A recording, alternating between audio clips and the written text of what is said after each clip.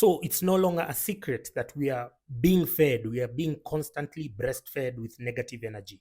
These are polarizing stories meant to make you angry, but mostly they serve a bigger purpose of distracting you from conversations, from discourse that is necessary, that is essential as regards to the collapsing state of the economy, as regards to bad governance, corruption, theft, pilferage, all the nasty words you can think that our leaders perpetrate on us. So what they do is they get the mainstream media and select influencers who then pump us with toxic polarizing stories. Like this week they've already started preparing our mind, and then they're going with big headlines like, oh, I don't know what, big mess, sex toys in schools. The same schools where you're not even allowed to take snacks, somehow sex toys are sneaked there. Does that make sense? Our schools are literal prisons. The high schools are prisons. The headmasters, the headmistresses, the principals, the teachers, in their infinite toxicity, because they are idiots. They have turned schools into mini prisons where you go there. First of all, you're not even allowed outside contact for the 3 months. You're stuck with those toxic bastards. Number two, they search you upon entry. Mostly they are looking for snacks so that they can confiscate them and take them to their children, those useless teachers. Yeah, so they search and ransack, but somehow sex toys are able to sneak in. Does that make sense to you guys? Hmm? Who is this? Who has an interest? What do you have an interest with our children? Because you can see they're profiling Muranga over here. Yeah? And then you can see here, Standard Kenya, 40 Muranga schoolgirls contract STIs from sharing toys. What nonsense is this, bro? What nonsense is this? These are schools which you are not even allowed to see your own daughter, your own son. Once you take them there, and suddenly they can sneak in STIs. You guys don't know. Can you ask your journalists what interest they have with students? It's time to ask them what, because everything negative, they are always ready to. Do you think in America they are talking, or they are projecting students in this negative light? They are proud of their children. They want to make the future generation to be a better quality of human beings. They are nurturing them. They are talking about, this student has invented a watch. This student has invented this. This student is the best. You guys here, we always want to suppress our students because of what? Because of they're media idiots. They are stupid. They are paid by principals, headmasters to deflect attention from their own inability to manage schools. And we are telling you teachers, and I warned you teachers, I told you we are going step by step. First of all, we are getting rid of quota system. Secondly, I told you no preps.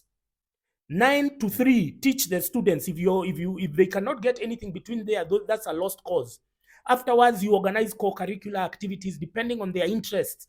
If they like football, hockey, soccer, whatever, computers, music, arts, whatever. Even if they want to learn tailoring, they must start now in high school, so that by the time they are finishing Form 4, they are ready for the job markets. They have soft skills that can start earning them money. Because we have a shortage, we have a deficit of people, of experts and skills, and you cannot wait for them to waste 4 years reading an impotent curriculum conjured by Fred Matiang'i and other idiots and Uhuru, spending 4 years over stressed, overworked because of that curriculum, only to go to a TVET college, to go to a whatever, to go to a training institution, to go a technical training institution, yeah? So they start mapema ndio best. Whichever skills they want, you start. I'm warning you, teachers. Teachers, I'm warning you. Head teachers, principals, I don't know, whatever, head mistresses, I'm warning you. Adopt quickly. Quickly. Because we are, first of all, now we are going to, the next movement we are starting is now to have all of you reshuffled and taken to hardship areas. I mean, if police can be arrested for killing, if police can be transferred, like the ones who arrested Rigiji were transferred, some are taken to Boni Forest. Who do you think you teachers are, that you can conduct, you can do all of these? A teacher busts the testicles and you're still there. You're the headmistress of BG Gandu girls, and a student committed suicide. Nyinyi munaenda hardship areas. We are starting with you. So start early. Mapema ndio best. So we have all these polarizing stories about our students. What interest? Ni nini mko nayo? Your toxicity. I know this story has been funded by the teaching fraternity. This story that is appearing in the nation, it is coming from the Ministry of Education. Nyinyi walimu mko na chuki na wanafunzi wenye mnafunza nyinyi, hamna adabu nyinyi, wasenge nyinyi, washenzi.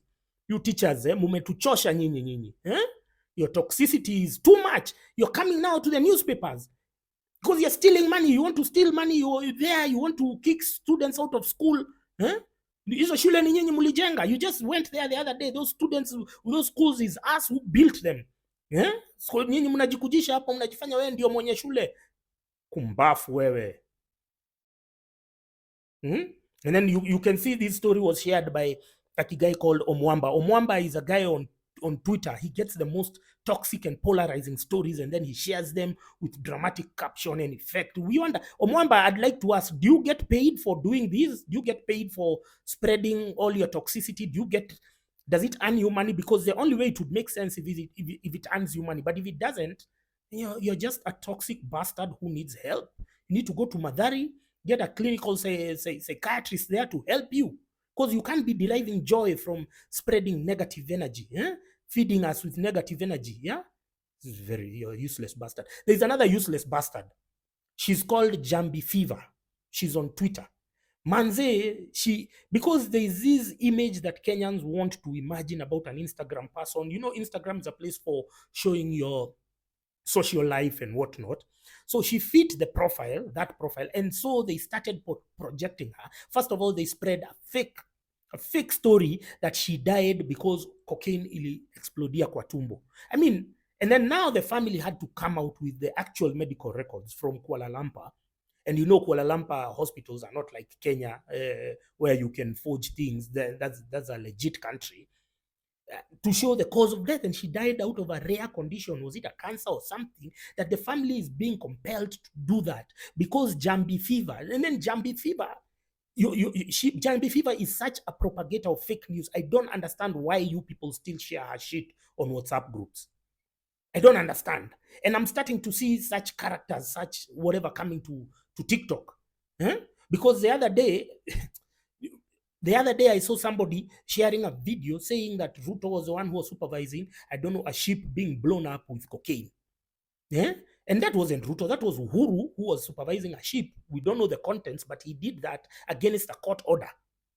When power had gotten into his head, I was happy to see Uhuru last week heckling there, very angry. Waende, those police. And he's the one who was utilizing them to disobey court orders, to disobey the constitution by Mambo, what goes around comes around, wherever Uhuru.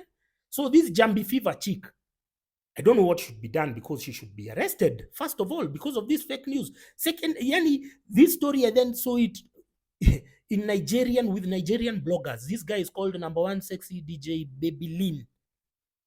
I think she has like 150,000 followers on Twitter. She's talking about a Kenyan Instagram influencer who died of cocaine, which is a fake story propagated by who? Jambi Fever. Now Jambi Fever should be arrested, Bana.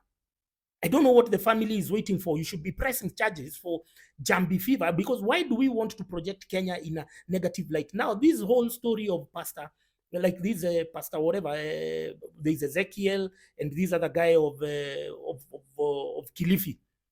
That story is on Sky News, cult killings and whatever. Now, as your propagandist, as you're spreading negative energy, now, do you know the inverse effects with tourism and investment, when these are the stories which are making to the international news, international headlines, international TikTokers? Sometimes, as propagandists, I don't know why we have made propaganda, we have made PR the core business of the country. We neglected agriculture, we neglected finance, everything. We've neglected our key tourism sources. Now we are investing in PR. That's why Akina Yvonne Okwara and Akina Linda Ogutu and Akina, all these media journalists are so valuable, because they can deliver headlines.